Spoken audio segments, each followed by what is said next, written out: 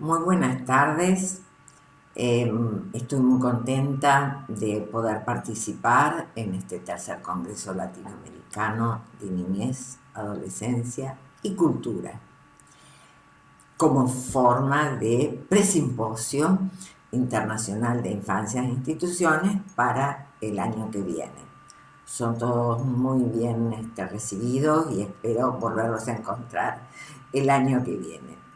Hay un subtítulo que tiene este congreso que dice: yo participo, derecho a participar en la vida cultural. Pero ese yo participo es algo que me interesa mucho y ya lo vamos a ir desarrollando y viendo las implicancias. Agradezco muchísimo a Infeyes, a la Red Internacional Infeyes, a Causa Niñez y al Espacio UNSUE, principalmente a Mercedes Minicelli, a Ana Colombato y a Diego Ginestra.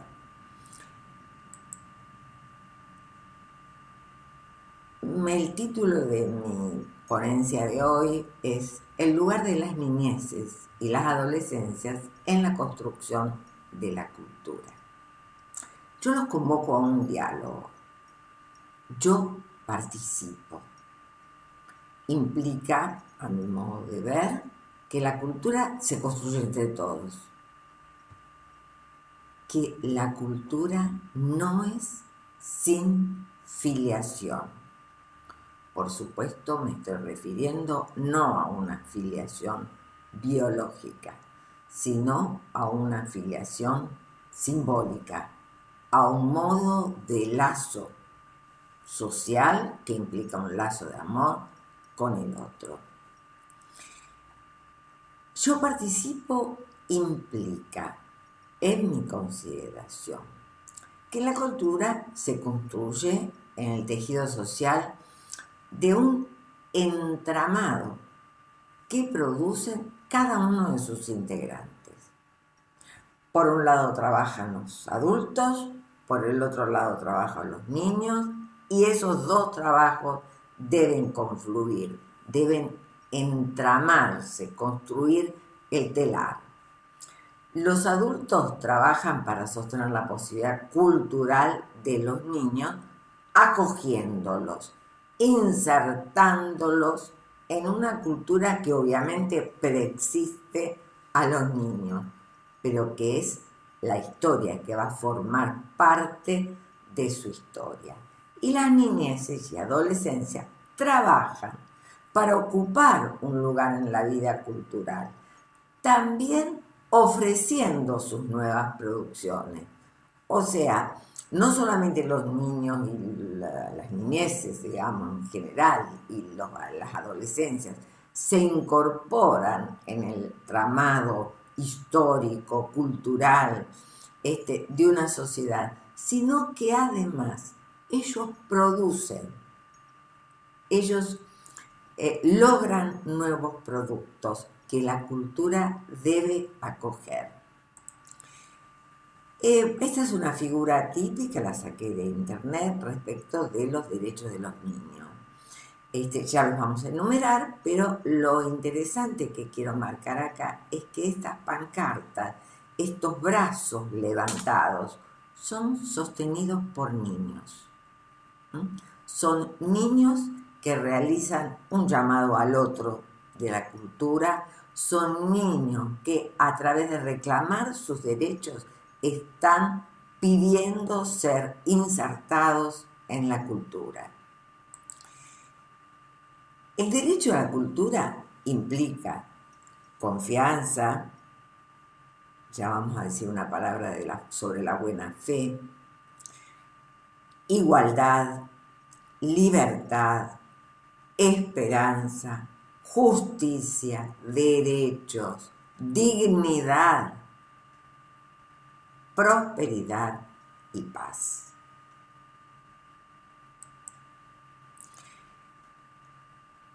Lo interesante de esta enumeración de los 10 derechos básicos de los niños, en esta figura vuelven a aparecer las manos. ¿no? El levantar las manos como símbolo de aquí estoy, si bien aquí, ¿no? Acá aparecen numerando, pero son las manos como símbolo de aquí estoy, son las manos como llamado al otro, son las manos como pedido de extenderle la mano al otro, de darle la mano al otro, ¿no? Darle la mano, tomarle la mano, son los gestos del armazón del entramado social. Y aquí tenemos los derechos de los niños. Primer gran derecho, ser niño. En una cultura de globalización, neoliberal, etcétera, en donde creo que se está perdiendo ese derecho. Estamos exigiendo que desde muy pequeños los niños no lo sean adultos. Entonces, un primer derecho que hay que saber respaldar, cuidar, gestionar, es el derecho a ser niño, a crecer en libertad, a tener una identidad. Eso no implica solamente tener un nombre, sino que implica tener una historia, porque la identidad se logra a través del entramado histórico. Derecho a la salud, al cuidado especial, a una familia. No importa si es familia biológica o no, no nos estamos refiriendo a eso, sino al entramado que implica un vínculo familiar como un primer grado de filiación, a una buena educación, a la protección, a no ser abandonado, a no ser maltratado, a no ser discriminado. Se me ocurrió esta figura como, bueno, una figura que alude a que la cultura los acoge, los nombra, les da una nacionalidad. Pero también se me ocurrieron estas otras figuras en donde los niños están construyendo. Se me ocurre que están poniendo los ladrillos para construir el hogar, ¿verdad? El ambiente de la filiación. Y miren qué interesante la figura, ¿no? Niños de diferentes etnias que están trabajando juntos.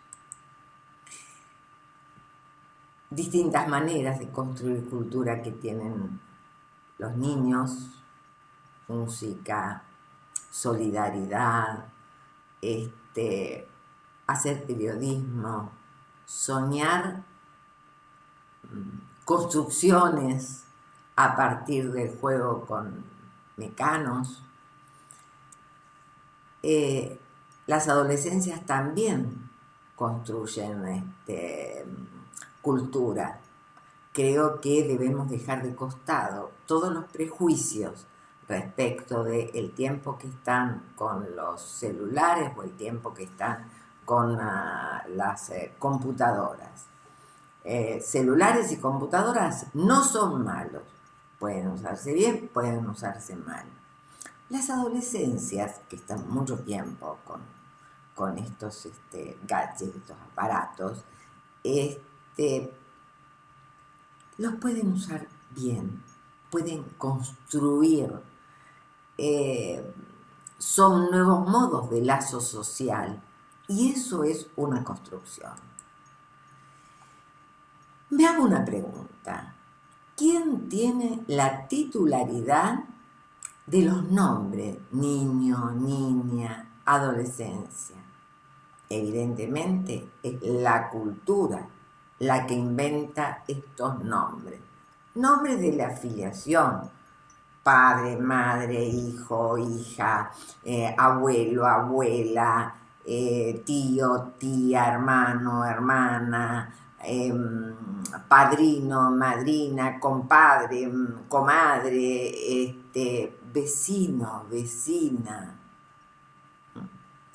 Son nombres que la cultura tiene, que la cultura ya ha producido, pero que en cada caso y en cada situación, cada uno en su uso, en su práctica de saber ser vecino, por ejemplo, está construyendo y componiendo la filiación.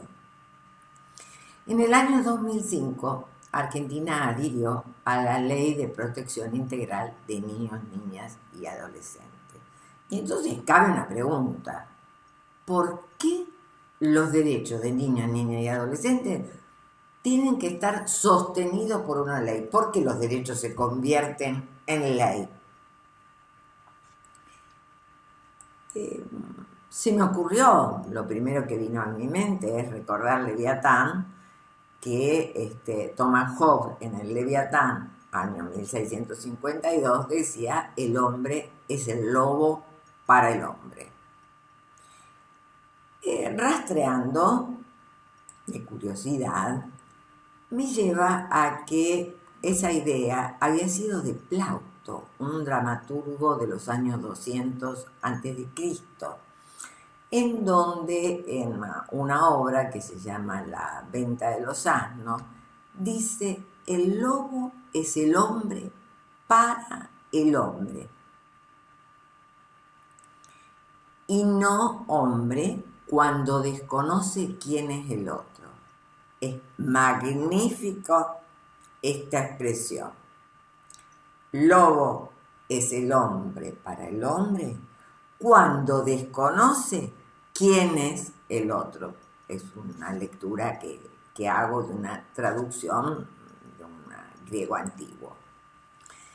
De Plauto salté a Sócrates, más o menos año 400 antes de Cristo, ahí están las fechas, en donde dice: solo hay un bien, el conocimiento, y solo hay un mal, la ignorancia. Y me pregunto, algo tan fuerte, iba a decir simple, no es simple. La organización social actual muestra que esa frase de Sócrates no es simple llevarla adelante, que tenemos que trabajar para llevarla adelante, que tenemos que tener claro esos dos conceptos, de que el bien es el conocimiento y que el mal, el único mal, es la ignorancia. ¿Cuán dispuestos estamos los adultos a acoger las niñeces y las adolescencias en el conocimiento, en el entramado de la historia familiar, de la historia de la comunidad, de la historia, digamos, del mundo? Platón dice que la libertad consiste en ser dueños de la propia vida. Bien, acá los psicoanalistas podrán decir muchas cosas. Durante la tarde hemos escuchado ponencias muy interesantes, a la mañana lo mismo, referidas a la relación de la madre y el niño y el padre, digamos, la relación de la función o las funciones parentales, los movimientos de alienación y separación que implican la inserción de un niño en la cultura. Yo le llamo la microscopía del entramado familiar. Ahora bien, rescaté esto porque me interesa esta frase de Platón en el sentido de la buena fe. La buena fe hace de fundamento.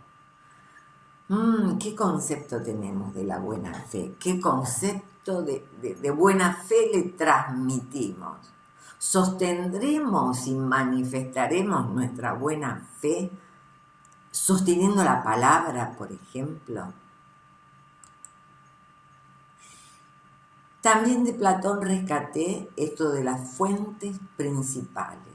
3 fuentes principales: deseo, emoción, conocimiento. yo deduzco, entonces hay derecho al deseo, la emoción y el conocimiento, si él lo pone como fuentes principales del comportamiento humano. Y entonces me pregunto, ¿le damos a los hijos de nuestra sociedad, para globalizar esta cuestión de niñez y adolescencia, le damos lugar para el deseo, la emoción, el conocimiento? O, por ejemplo, la escuela actual, que busca la eficiencia y el éxito, lo pone todo en el conocimiento y olvida la causación de deseo y la emoción. Sigamos un poquito con los griegos para terminar con la parte de los griegos. He tomado Sócrates, Platón y Aristóteles. No comparto con Aristóteles esto de que el humano es el animal perfeccionado, pero sí me interesa esto que dice: siempre y cuando no esté separado de la justicia y de la ley. ¿Por qué? Porque el hombre vive en una polis, o sea, el hombre vive en una ciudad, quiere decir que el hombre es político. Este hombre del entramado social, este hombre de la filiación, es político. Ese pequeño infans, ¿no?, que es hablado por el otro, primer trabajo realizado por el otro, también un primer trabajo desde el niño, lograr tener palabra, es un ciudadano que vive en una comunidad. Esa comunidad produce una organización social. Esa organización social se logra solamente en un entramado social de filiación, de historia, que atribuye lugares y funciones a cada uno, derechos y responsabilidades. Ese es el modo, en mi consideración, de construir cultura. Entonces, ¿de qué lugar es habitante un niño? ¿De qué lugar es habitante un sujeto en tanto que humano? Si decimos en tanto que humano, decimos que su hábitat es el lenguaje y que él es un sujeto hablante, no porque parlotee, sino porque vive en ese mundo del lenguaje. El habitar el mundo del lenguaje es lo que lo convierte en ser hablante antes de que balbucee los primeros sonidos. Bien, vean los 4 círculos que están en intersección con el círculo mayor, que es el lenguaje. Es nombre, filiación, historia, ley. Esto tiene una microscopía y una macroscopía.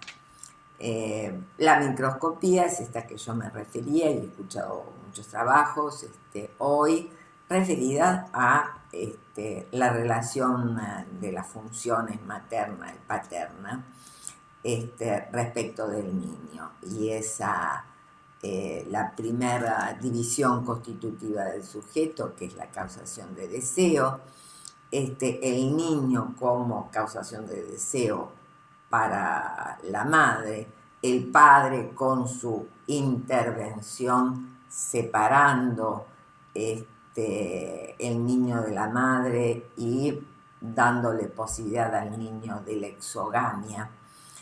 Bueno, esos movimientos que yo llamo microscopios, la microscopía del entramado social, hacen a la construcción de filiación e historia.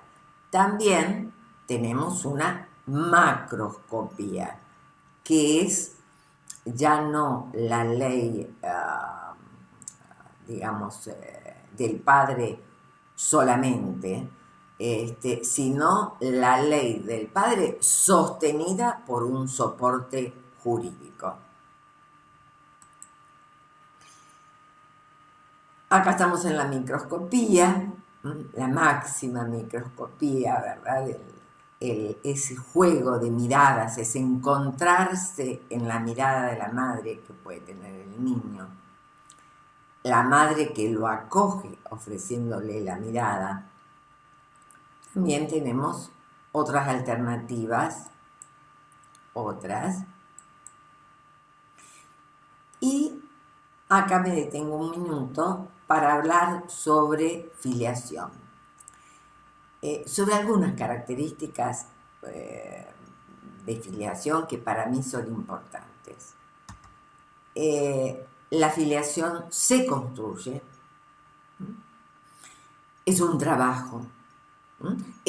trabajo en la economía psíquica subjetiva, y es un trabajo, además, dando el pecho, preparando mamaderas, acunando un niño, o después jugando con él, llevándolo al colegio, llevándolo a un baile, poniéndole horario, enseñándole a controlar esfínteres cuando es pequeño, que es una gran limitación, es una forma de incorporación de límites. La filiación conforma el tejido comunitario. La filiación es un nombre del amor. Yo digo que hay dos trabajos que implica la filiación. El trabajo uno es el acogimiento parental, un otro que acoge y que permite que el sujeto infantil se pregunte. Y aquí viene el trabajo 2. El sujeto infantil adquiere palabra no porque hable bla, bla, bla, bla. En mi consideración, adquiere palabra cuando puede interrogarse qué quiere el otro de mí. El niño que logra esa interrogación es el niño que está acogido amorosamente por su otro parental. Esa pregunta, ¿qué quiere el otro de mí?, es la que posibilitará los fonemas del niño. Es el encuentro con la cultura. Implica trabajo. El trabajo de, por ejemplo, la leo, el trabajo de aprender a decir papá o papá, mamá, el trabajo psíquico que eso representa, el trabajo en la subjetivación. Y todo esto está respaldado por la ley, por el derecho a la filiación que la ley respalda. Y considero que esos dos trabajos respaldados por la ley es el primer lugar de la cultura. El otro y la ley construye el lugar del sujeto en la cultura. Es un repaso de lo que ya hemos dicho. El otro de la cultura de derechos no es sin ley. Escuchen, cultura de derechos. Para hablar de cultura de derechos, sí o sí tenemos que hablar de ley. Porque hay derechos cuando cada uno, en función de ser el otro para un otro, cada uno está en falta. Cada uno reconoce sus puntos de falta y entonces desde allí otorga la palabra al otro, se sostiene en las diferencias con el otro, sostiene al otro en sus diferencias, pone esas diferencias en trabajo. Y esto no es sin lo que el psicoanálisis ha llamado la ley del padre. Esto no es sin la filiación, más pienso que la cultura de los derechos se sostiene en los modos de filiación.